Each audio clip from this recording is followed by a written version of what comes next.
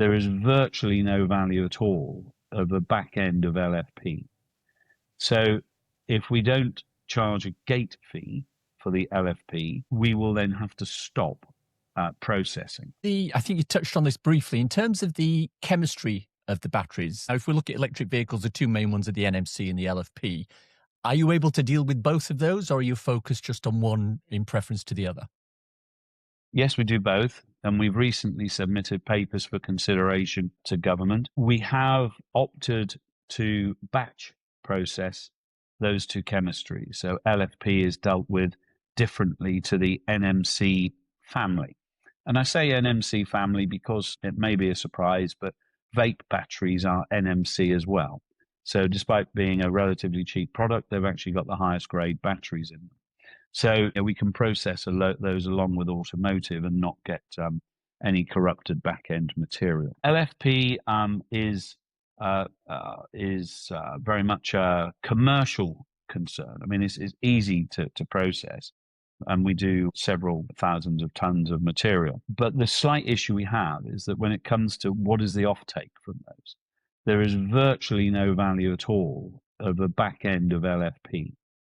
So if we don't charge a gate fee for the LFP, we will then have to stop processing.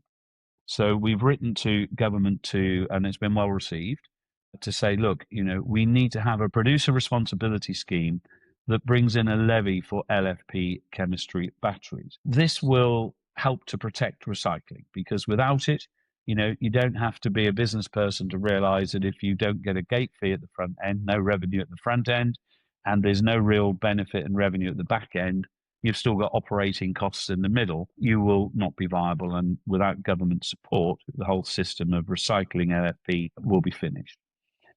Then you're into exporting it back to China, where they will government subsidize and recycle and retain international economic and commercial benefit from it, or you landfill it, which is just completely unacceptable. So yes, there are challenges. Thankfully, being an island, as we are here in the UK, and not wishing to reopen debates on Brexit, but one of the upsides, and there are many debates on either side, I accept that, but one of the upsides is that we're able to look at European policy in the areas that we have here and either accept them and mirror them, or we can mirror them and add, or mirror them and subtract from them around how we deal with these materials and how we keep them on shore here and dissuade people from actually exporting these minerals that we're not mining. And that's a critical pathway here. The UK has virtually no mining of lithium at all in any quantity, and certainly not enough to support up to 6 gigafactories, which would be the ideal in the next 10 years.